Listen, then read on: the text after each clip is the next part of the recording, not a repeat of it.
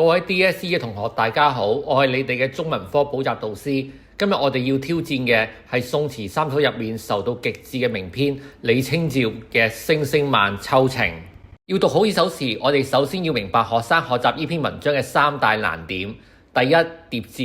開頭嗰14個疊字，尋尋覓覓、冷冷清清、淒淒慘慘戚戚，好多同學只係死背，分唔清層次，亦都答唔出點樣由外至內去表現作者嘅愁苦。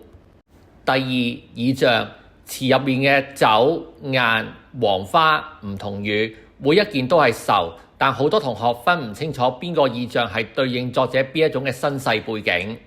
第三，愁，最後一句說話一個愁字了得，點解係了唔得？同學往往寫唔出呢種層層遞進嘅結構感。以下我會用呢幾分鐘將呢篇97個字嘅長調由淺入深去拆解，幫大家搞得清楚明白。第一部分震撼開首，大家一睇開頭尋尋覓覓、冷冷清清、淒淒慘慘戚戚，呢一度係成首詞嘅提綱挈領。李清照唔係玩緊文字遊戲，佢係寫緊一個感情嘅三級跳。第一層尋尋覓覓，呢一個係動作，寫作者若有所失，想揾翻以前嘅美好生活，同老公趙明情一起嘅快樂時光，但係揾嚟揾去都揾唔到，表現出一種心理上嘅空虛感。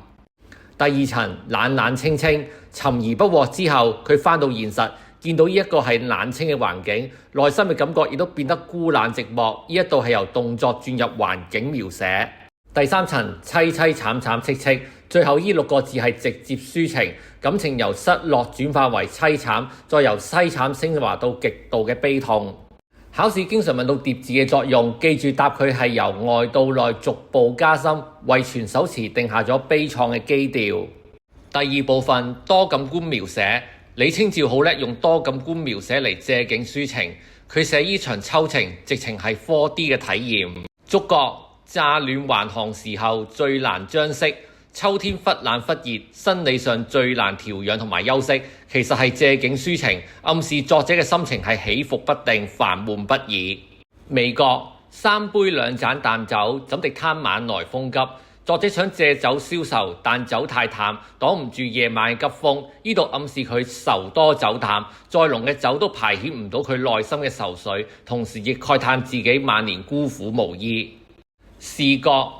大雁。見到大雁飛過，佢話係舊時相識，因為大雁由北方飛過嚟，勾起作者對北方故土家國嘅思念。佢而家流浪南方，有家歸不得。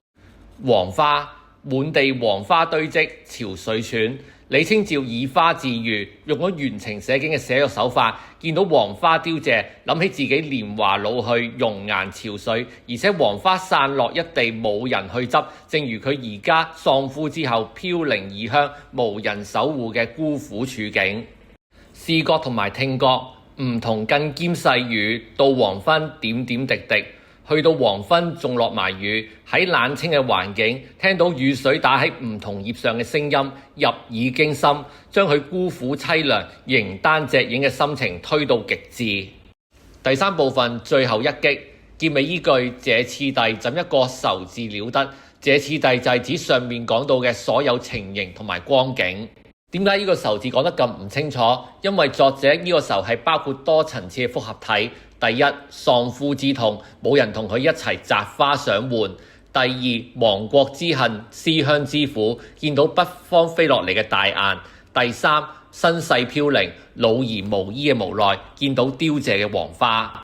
李清照覺得自己呢一種嘅沉重已經去到極致嘅悲痛，已經超越咗文字可以形容嘅範疇，所以佢最後選擇用直接抒情嚟總括，表達一種無法排解嘅絕望。總結，各位同學要記住，李清照係婉約派代表，佢同蘇軾呢種開朗豁達嘅豪放派完全唔同。蘇軾喺赤壁會話人間如夢嚟自我開解，但李清照喺聲聲慢入面係完全冇自我開解，佢係由頭愁到落尾，感情真摯深沉，一字一淚。而呢篇文章嘅中心思想就係透過描寫秋天嘅景致，抒發國破家亡、丈夫離世後孤獨凄慘難以排遣嘅愁緒。試諗諗，你一個人喺異鄉聽住落雨聲，手機又冇電，呢種無力感就係李清照嘅世界。今日我哋講到呢度為止，記得訂閱、點讚同埋留言分享，再見。